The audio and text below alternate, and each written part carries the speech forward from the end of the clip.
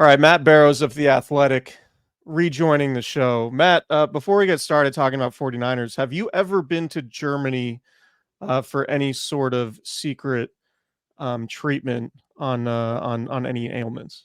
Yeah, I went to, Dusseldorf to try to, regrow my hair, and it just did not work. It was a waste it was a wasted trip. They were trying to do stem cells up here, a whole bunch of Sure. things, did not go well. Sure. So, I mean, what what is there to know, or is there anything to know about Christian McCaffrey going to Germany to get? I would expect some, I don't know, some treatment they might not offer stateside. Like, is there? What do you read into that? McCaffrey going to Germany? Well, you read my mailbag, right? I Yeah. asked a, orthopedic surgeon about that, and his, assumption was that, McCaffrey was going to get a stem cell culture done, which is not available in this country.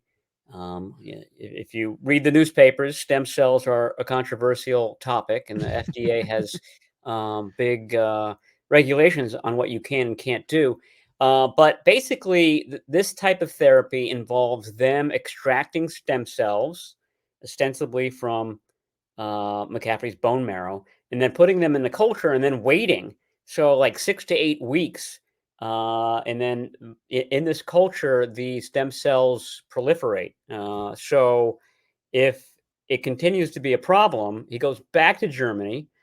He has an injection straight into the Achilles with this cultured stem cell. So you have all these kind of extra cells designed to accelerate the healing process. So I think it sounds like he's um, hedging his bets. He's keeping his options open so that if rest does not take care of the issue, which is now the prescription, staying off of it, he's got another means of addressing it.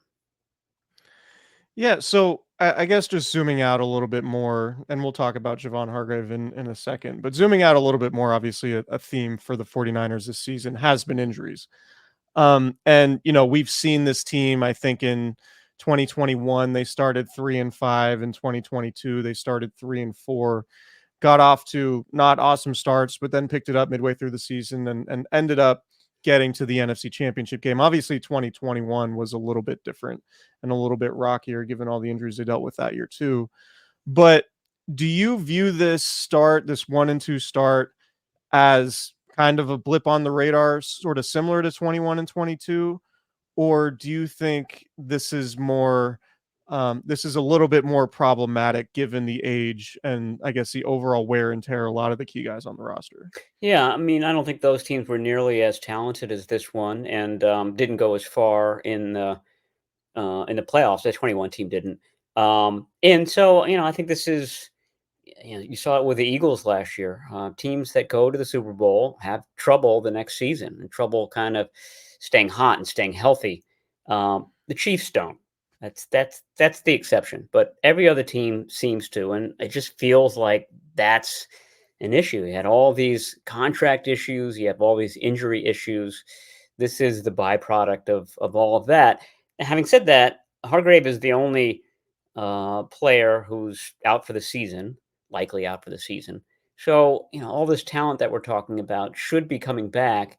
And, the talent that is a little rusty now, right now should be sharpening. So, you would think that later in the season, this team absolutely has an opportunity to get hot. And then you look at the NFC, and no one's really running away with it right now. The Seahawks and the Vikings are 3-0. That's it. Mhm. So I mean, the game in Seattle becomes big, but I mean, three weeks in, very hard to kind of reach any sweeping conclusions about the season.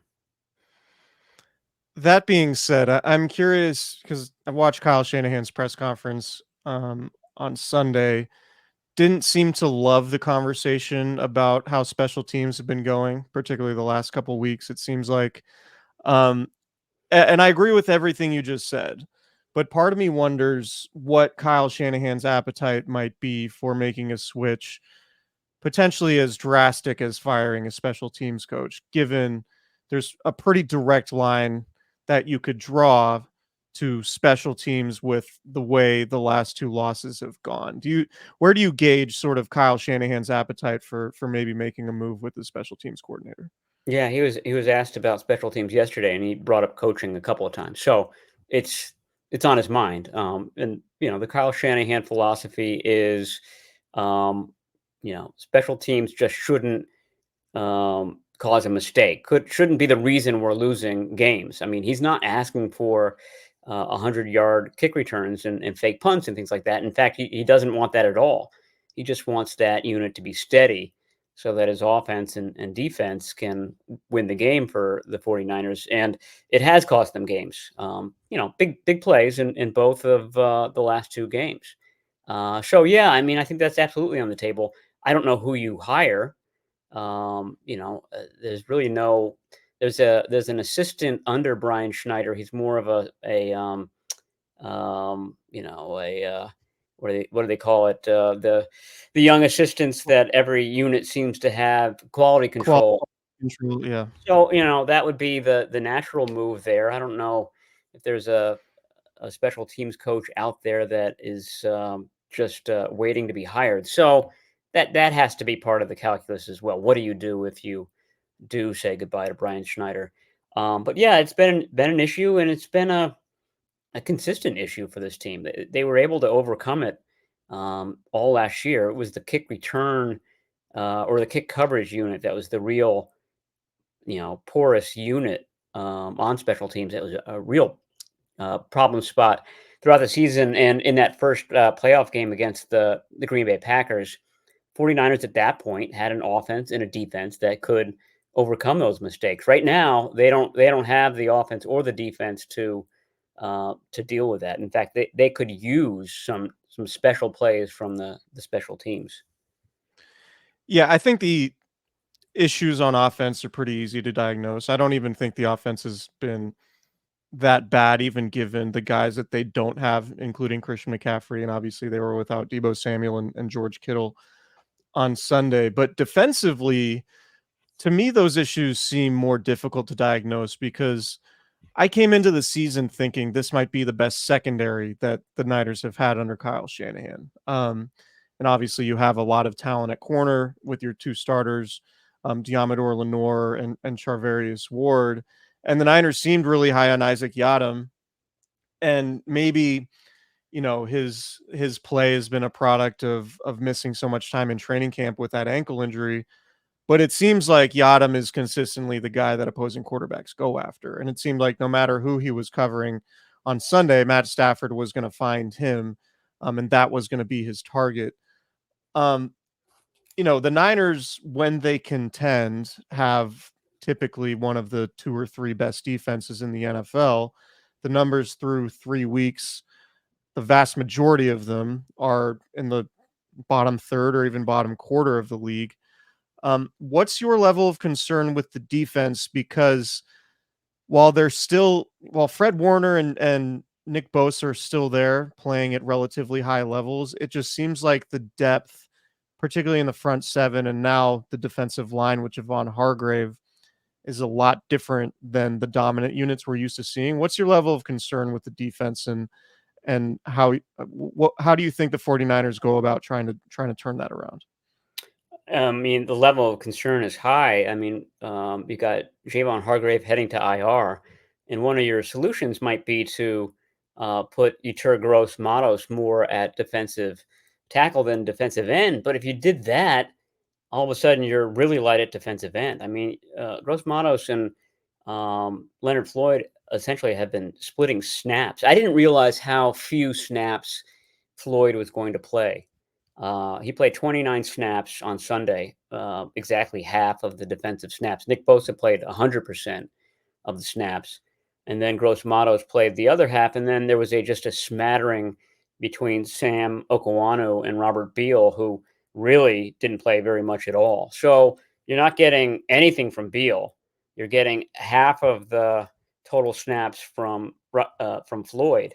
And then Gross-Matos, who now might have to play some defensive tackle, has been getting the rest. So they're a lot lighter there than I agree with you. What kind of our imagination had them being during the off season. I mean, they spent a lot of free agency dollars on defensive line. It was Floyd, it was Jordan Elliott, it was I guess Malik Collins came in a trade. Javon Hargrave the year before they used a second round pick on Drake Jackson, used a fifth round pick on Robert Beal, and all of a sudden, boy, it looks as I mean, as bad, maybe even worse than last year's line, which they had to bolster twice at the trade deadline with Randy Gregory and then Chase Young. So, I mean, if it continues to go as it is, and hard to see it improving, I would say that they would be shoppers again on the trade market at that very same position. Do you think they have the capacity to be sort of a I mean, they're always talking about how they're a front to back defense, right? Like John Lynch will always say, we want to start with a dominant defensive front and then basically build everything around that. But given that the secondary, and now you get Talanoa Hufanga back, but given that the secondary overall just seems like it is a little bit better than defense, do they have the capacity under Nick Sorensen to maybe be sort of a back to front and change the way they have to win? Or do you think they're so steadfast in their ethos or their defensive philosophy of what it's been that they have to address the front four and try to regain some dominance there to be as productive as they want to be defensively? Yeah, I mean, I don't really see any way around it. That's where the strength of their team is. And they have an assistant in Brandon Staley who can coach that way. I mean, he's been a defensive backs expert at times in his career, and that's who he works with in practices right now. So they may have to do that. Now, that would fly, as you noted, fly in the face of everything that they stand for, and was the reason why they got rid of Steve Wilkes. He didn't fit the culture. He didn't really kind of understand how we play defense. So it would be a bit hypocritical to change things. But like I said, it's right now it's Nick Bosa and that's it. I mean, Javon Hargrave had a nice game on Sunday until the tricep injury occurred, and then really there's nobody else coming off the edge. I mean, I'm surprised by the lack of edge rush, and those of us who were at training camp and were watching the one-on-one pass rush drills between the defensive line and the offensive line, it occurred to us that boy, we didn't see very many one-on-one wins by Leonard Floyd. He gets his sacks by, and this is the credit to him, never stopping. He's very tall. He is always kind of in place to see where the play is going. He's never kind of out of it, and he's good at kind of cleaning up things, which will lead to sacks for sure. But he's not the one most of the time who's creating the pressure. And so I think that offenses are able to deal with that when the bulk of the pressure is coming from one guy. So you and I were both there for the early years of Robert Sala, and I think to a lesser extent D'Amico Ryans, where early on in their tenures as defensive coordinator, it wasn't great, right? They weren't immediately dominant defenses, and eventually the defenses got there, at the end of the first season or two, or even Robert Sala's case, the third season. Um, how do you view Nick Sorensen? Like, is this because obviously he wasn't Kyle Shanahan's first choice. He might not even have been his second choice when it came to filling the defensive coordinator void. So does are there signs that you've seen that Nick Sorensen can turn it around like those previous guys, or could this be another scenario where we find ourselves looking or we find ourselves talking about the 49ers conducting a defensive coordinator search this offseason?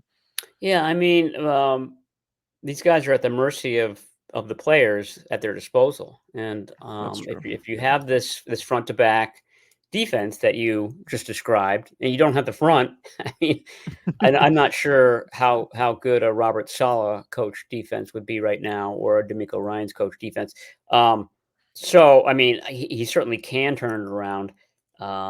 it's gotta. I mean, I keep saying the same thing. I feel like they've got to add something to that mix in order to do it.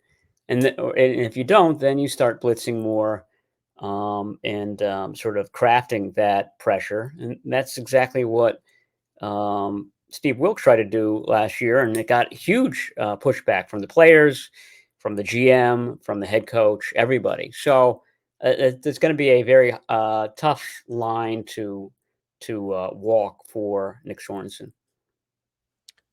So one guy who was probably the most polarizing, I guess one of the most polarizing guys in the NFL to talk about last year was Brock Purdy. And coming away from Sunday, based off memory, thought he had one bad throw. And he was moving around, he was scrambling for first downs and making guys miss in the open field and pump faking and being super accurate and hitting Juwan Jennings in stride and even the 50-50 balls, just giving his guy a chance. It was one of the better games I think we've seen from Brock Purdy, and the fact that the 49ers lost it will kind of bury Brock Purdy's performance a little bit. It seems to me there are signs that Purdy is sort of taking strides to become less of a product of his surroundings and more of an engine that sort of powers what's going on, if that sort of makes sense. Like, where are you at on just Brock Purdy's development, and do you see signs of his improvement this year, and is he elevating himself to a reason the 49ers are potentially good offensively as opposed to, a passenger on the train? Yeah, I think if there was a silver lining in the loss amid all that gloom and doom, it was that Purdy was strong, and if the 49ers are going to rely on him to be the guy in coming years, in the coming years might not include a Christian McCaffrey or a Debo Samuel or a George Kittle. You got a preview of it on Sunday, and I would think that that is reassuring. Is it going to be as explosive as the 49ers were early last season when they were scoring, what was it, 33 points a game? Probably not, but you can win like that, and you should win like that. Um, it'll be interesting to see how the 49ers kind of rebuild during the Purdy era when some of these guys aren't there, who they add, where that what they emphasize and whatnot. But yeah, I mean, I thought it was encouraging. Um, there were 10 carries for 41 yards. It was a really kind of sweet play where he didn't see anything and um, you know uh, dove head first down the sideline to pick up the first down. I don't know if that's where he hurt his back. He's dealing with a back issue right now. Right. That's the side effect of all that running. But it was impressive. But we had seen him do that last year. Remember in the championship game, they had nothing against the Lions. They were getting blown out, and really, it was Brock Purdy who kind of pieced together that second half comeback. Yeah, I'm curious what like what it's going to look like when they do, and this is a discussion for down the road, I guess. Oh, I guess I could talk to you about Brandon Ayuk. That's someone who we haven't talked about yet. How close is he, like, to being the guy, or is he already there, and is the connection with Brock Purdy just not necessarily there because of maybe chemistry or the lack of reps in training camp? Because it seems to be there's a discourse, and I hate that word, but there's a conversation being had about Brandon Ayuk's ability to get open, um, and he's getting open, but it's just Purdy's not finding him. And there was obviously that one play that Kyle Shanahan talked about in his conference call yesterday, where the play broke down and Ayuk was wide open. That could have been a game-winning play, but just where do you think Brandon Ayuk is, and how close do you think he is to recapturing that All-Pro form from last year? Yeah, the question about that play is, I thought Kyle Shanahan gave a great explanation on what happened, and it's understandable what happened. But the question is, if that had happened last year, where there seemed to be a real connection between Brock Purdy and Brandon Ayuk, would Purdy have kind of seen that more immediately, sort of on a subconscious level? And that may be the ramification of missing all the spring, missing all the summer, and not having that rapport. Um, the guy who did have that rapport in training camp was Juwan Jennings, and it was clear that the 49ers realized that Juwan Jennings could be the guy in this game, and so that was the game plan.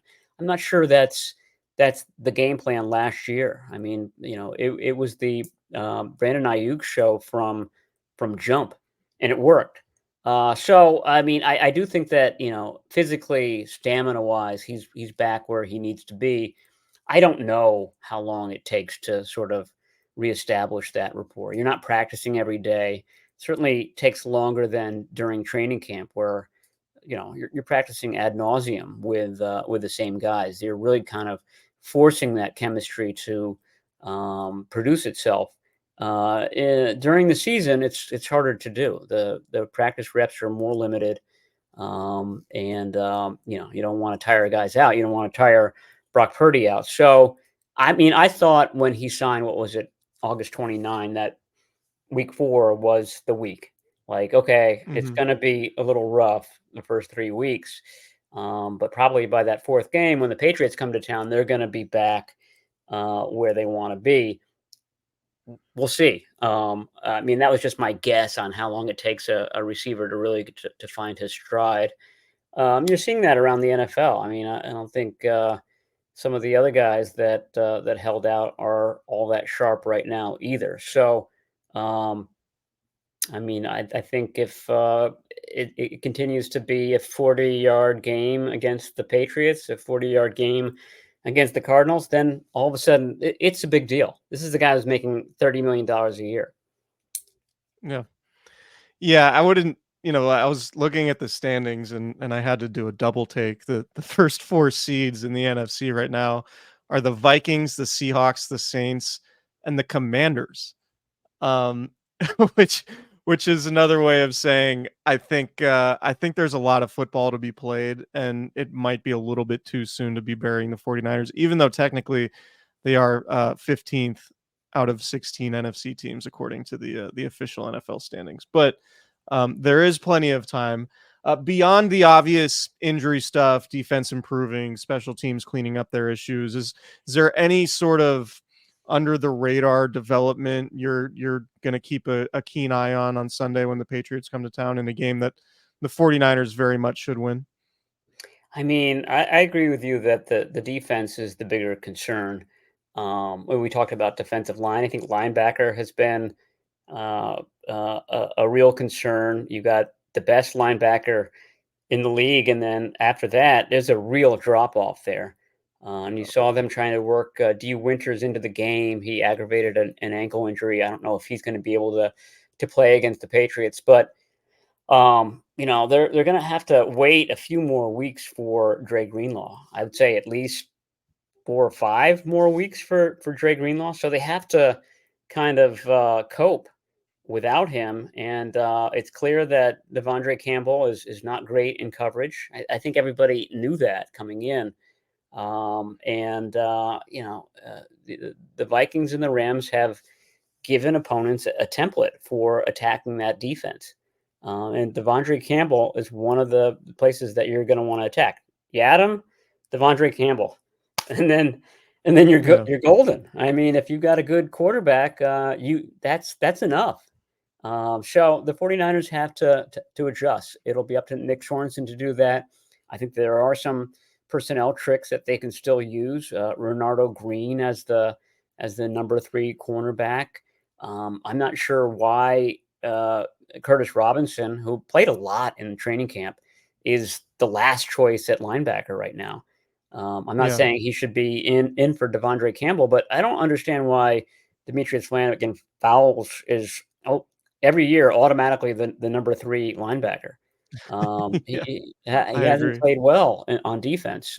So that could be an easy switch that they make. I'm not saying it's going to have a huge impact, but there are things that this team can do personnel wise and probably should do personnel wise that ought to help.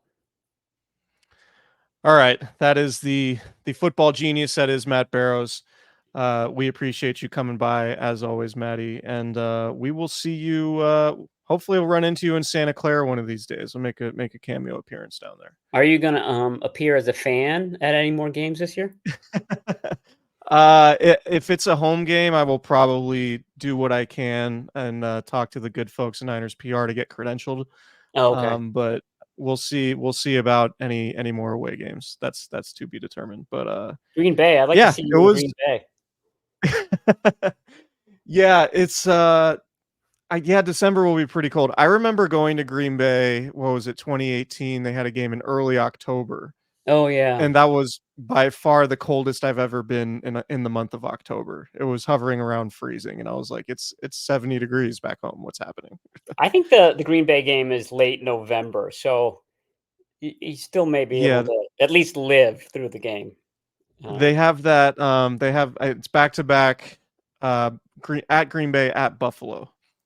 Pretty interesting stretch there. yeah, Certainly, well, certainly bring Beef, your jackets for that one. you could write a series for the Sacramento Bee about going to every game and how each um, opponent has its own flavor. You could be the guy that jumps off the RV in the Buffalo parking lot onto the folding table, cheeseheads, et cetera, et cetera. You know what? I'm gonna pitch that as soon as we get off this call. Thanks, Maddie. I All right, appreciate you for good. coming Yeah, on, and I'll read we will that. talk soon. Okay. Okay, All right. sounds good. See you, Matt.